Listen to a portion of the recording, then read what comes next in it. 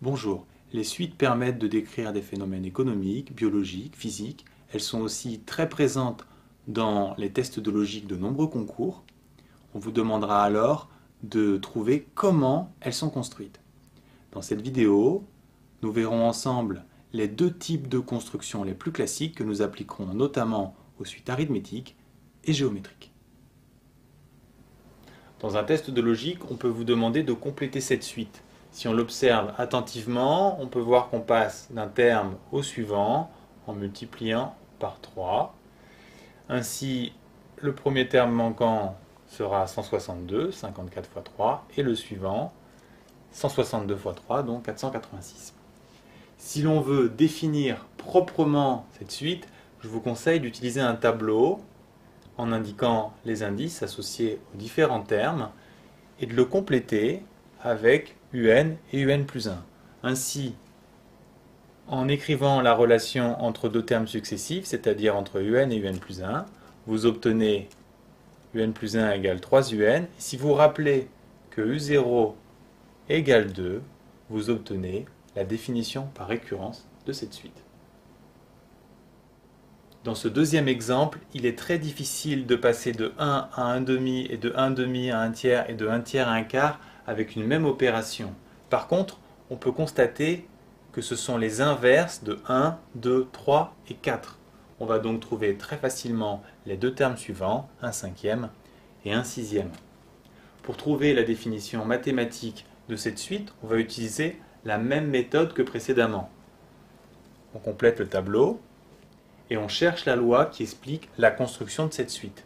Nous l'avons vu, il s'agit d'inverser l'indice pour trouver le terme. Donc un va être égal à 1 sur n.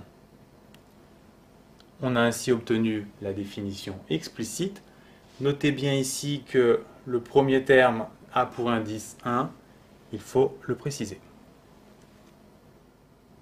Notez bien que la définition par récurrence relie deux termes successifs et qu'avec ce type de tableau, elle se lie horizontalement, tandis que la définition explicite relie indice et terme et se lie verticalement.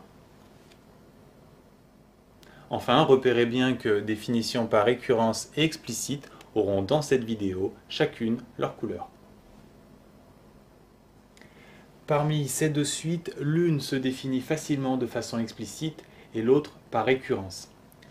Regardons la première. On reconnaît des carrés, les carrés de 2, 3, 4 et 5. On en déduit donc les deux termes manquants. Pour la deuxième suite, on peut constater qu'on passe d'un terme au suivant en mettant au carré.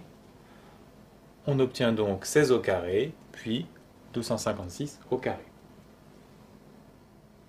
Donc je construis et je complète mes deux tableaux. Ici, on a constaté qu'on obtient un en prenant le carré de l'indice. On a donc une définition explicite, un égale n carré, avec, on note, n supérieur ou égal à 2. Dans le deuxième cas, même chose, on construit et on complète notre tableau. Ici, on passe d'un terme au suivant en mettant au carré. On a donc une relation de récurrence. un plus 1 égale un carré. On n'oublie pas de rappeler le premier terme, u0 égale racine de 2. Notez que de façon générale, la définition par récurrence est plus facile à trouver. Par contre, elle a un très gros inconvénient. Elle ne permet pas de trouver un terme donné. Pour trouver U100, il faut le terme précédent, U99. Et si vous ne l'avez pas, il vous faut U98, etc. Alors que la définition explicite vous permet directement de trouver un terme par le biais de son indice. Pour trouver U100, il suffit d'appliquer la formule pour le nombre 100. Pour les suites arithmétiques qui font partie des suites les plus simples, il est très facile de passer d'un terme au suivant. Ici, il est clair qu'on passe de 5 à 8 ou de 8 à 11 en ajoutant 3, et de même pour passer de tout terme au suivant. On a donc obtenu la définition par récurrence. On n'oublie pas de préciser U0 égale 5. Maintenant, comment faire pour obtenir la définition explicite? La technique consiste à déterminer U1, U2, U3, etc. à partir de U0 jusqu'à voir apparaître la formule. J'exprime U1 en fonction de U0, j'ajoute 3, surtout je n'effectue pas le calcul car je ne cherche pas U1 mais une formule. J'obtiens U2 de la même façon en rajoutant 3 et encore 3. J'obtiens U3 en rajoutant 3 fois 3 à U0. De même pour U4 que j'obtiens 5 plus 4 fois 3. J'ai ici l'idée de la formule, je peux donc exprimer n'importe quel terme. U10 va être égal à 5 plus 10 fois 3. La formule générale est donc UN égale 5 plus n fois 3. Ainsi, les suites arithmétiques ont une définition par récurrence très simple à trouver. UN plus 1 est égal à UN plus quelque chose qui s'appelle la raison. N'oubliez pas de préciser le premier terme. Et leur définition explicite consiste à exprimer que l'on obtient UN en partant de U0 et en rajoutant n fois la raison. Ces formules sont à connaître par cœur ou à retrouver rapidement. Je vous rappelle que pour les suites géométriques, on passe d'un terme au suivant en multipliant par un même nombre, ici 2. On obtient ainsi facilement la relation de récurrence, UN plus 1 égale UN fois 2. On n'oublie pas de préciser le premier terme. Pour obtenir la définition explicite, on utilise exactement la même méthode que pour les suites arithmétiques. U1 est obtenu en partant de U0 que l'on multiplie par 2. U2, 3 fois 2 fois 2.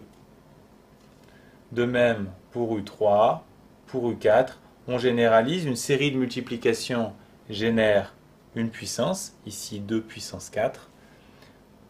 On a à présent l'idée qui permet de retrouver n'importe quel terme. Donc pour U10, 3 fois 2 puissance 10. Et de façon générale, UN égale 3 fois 2 puissance n.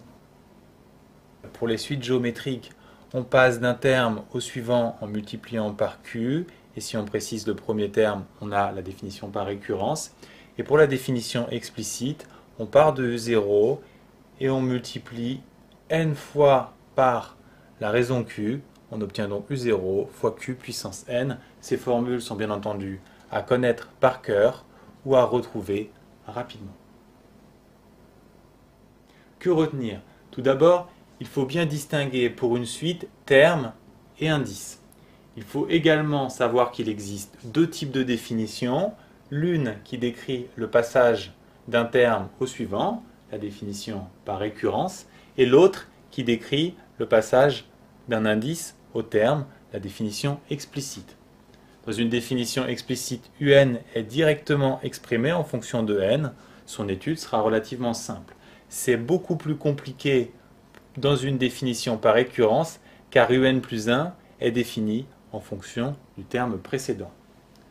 Nous avons vu que pour les suites arithmétiques et géométriques, on passe très facilement de la définition par récurrence à la définition explicite.